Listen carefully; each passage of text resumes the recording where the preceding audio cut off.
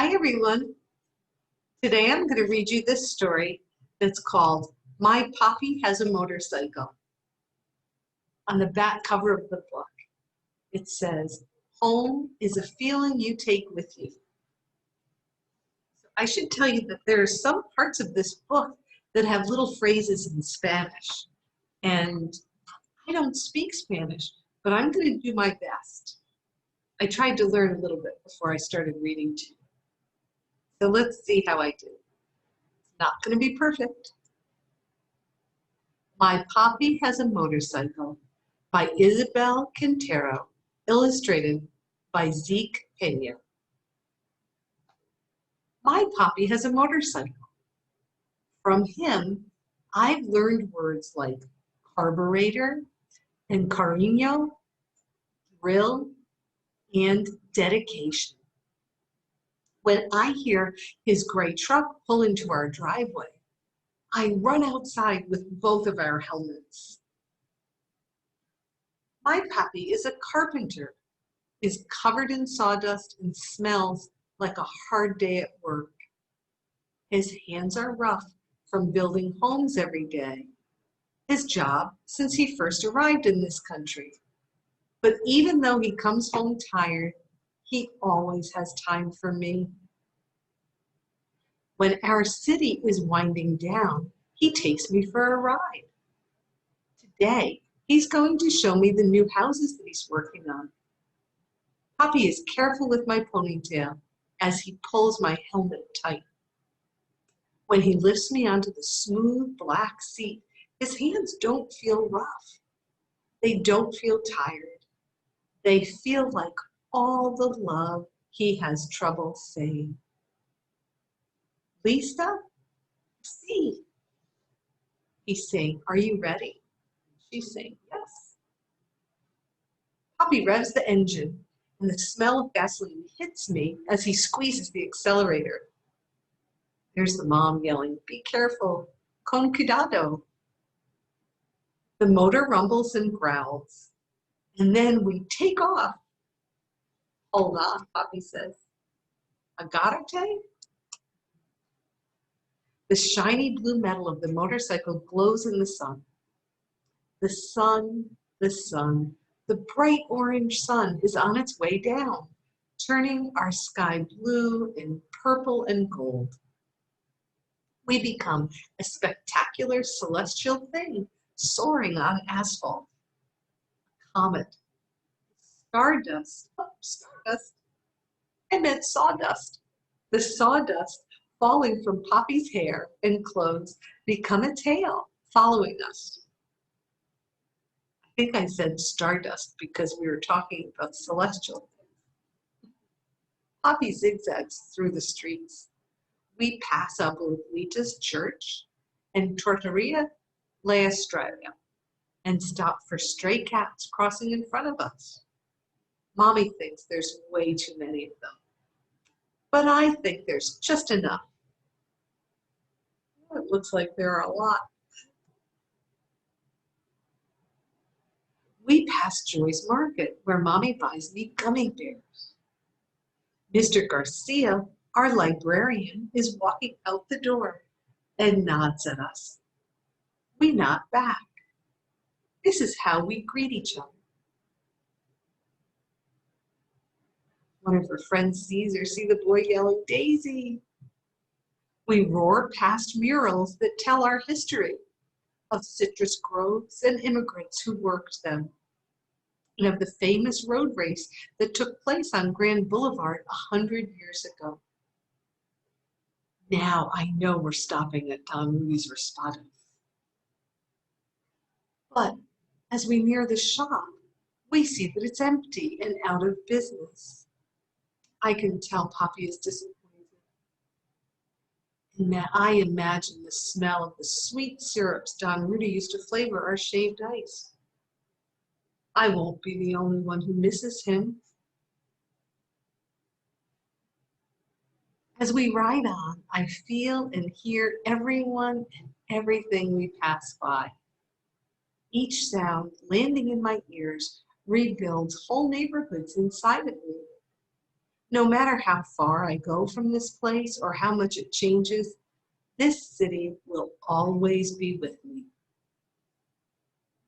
We cruise by Abuelito and Abuelita's old yellow house, the one with the lemon tree that grew from the seeds of the lemons Abuelito used to pick not far from here. Mommy says we're going to visit them tomorrow to cut nopales from their garden and eat herby albodingas in Abuelita's kitchen, where the food always tastes better. We turn the corner and then Frankie, the Lopez's Labradoodle, escapes from her yard and runs after us. Mercedes Lopez, the fastest runner in our class, races after her. Then, just as fast, the dogs barking and Mercedes and Frankie become a soft hush in the distance. They're right behind us, Daisy tells me, Dad. We ride toward the new home, replacing the latest of the citrus groves. The painters, drywallers, and floor layers all greet us, but we can barely hear their words amid the sounds of the hammers and the air compressors. Trabajando duro, muchachos? Papi's asking if you're working hard, my friends. A little bit, not too much. Even in all that noise, my Papi's voice touches everything. Round the circle, Daisy yells to her dad. This is my favorite part. On Grand Boulevard, we lean into the curve of the street. I make believe that we're in one of the races that took place here so long ago. It's our last lap, and we have to win. The crowd cheers us on. I feel Papi smile as I squeeze my arms tighter around him. Vamos, Papi, faster, faster. See the people on the side with signs that say, Go Daisy? We fly around the circle. There's the school where we practice soccer. And there's the post office where Mr. Charlie takes our letters. And La Panderia, where Papi buys conchas on Sunday mornings.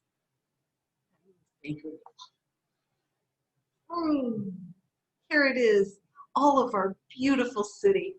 My eyes try to catch everything, but the colors of the houses blend into one another. Red, blue, green, orange, pink. So pretty, isn't it? We ride, ride, ride until the blue glow from the motorcycle begins to dim and our comet tail has been left behind on the streets we've traveled. We head home and slowly the engine echoes us back onto our street and then our driveway, our finish line. Mommy and little brother hear the motorcycle and run out to greet us. Mommy waves us in just like a referee. Papi and I can't stop laughing. We had a good ride. Through our laughter, I hear a familiar sound. Honk, honk, raspados. Oh my gosh, there's the man with the shaved ice. Chocolate y fresa, por favor. She's asking for bubble gum and strawberry flavored shaved ice. I think about my city and all the changes that it's been through and all the changes that will come. But I know that here in our little house, there are things that will always stay the same. Papi says, mañana we fly again. The end. I love this story. Daisy is so lucky to have a daddy who's wonderful and takes her for motorcycle rides every day. It's a special time for them, isn't it? I'm going to read this little caption in the back of the book, so if you'd like to stay and listen, we're going to learn a little bit about the author. If you've had enough for today, come back because I'll read to you again soon. So the author's note is, one of my fondest memories from when I was a little girl is of my Appa coming home from work. I think it should say Papa. and putting me on the back of his bright blue motorcycle to take a spin around our city, Corona, California. Zeke Pena was able to take all the elements that live in my memory from childhood, even the places that have disappeared, like the tortilleria and the raspado shop, and put them in the illustration. While the murals he's created are imagined, the history they depict is real.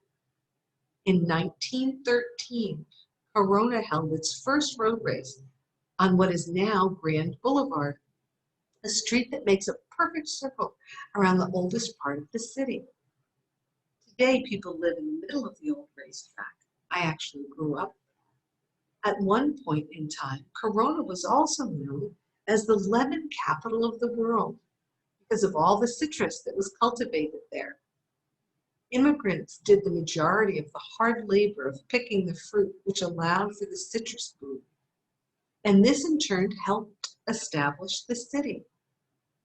I wanted to give a nod to the workers who built not only Corona, but a lot of our country, including my grandfather. History and change are always on my mind. Who are the people that build our cities and form our communities? Who are the people that get streets named after them? And who are the people that lay the asphalt? I think these are important questions and ones I've thought about since I was a kid and more so as an adult. Ultimately, this book is a love letter to both my father, who showed me different ways of experiencing home, and to Corona, California, a city that will always be part of me. The end. I like that little extra sharing that Isabel did with us. I hope you enjoyed this story and come back so that I can read to you again soon. Have a great rest of your day, everyone.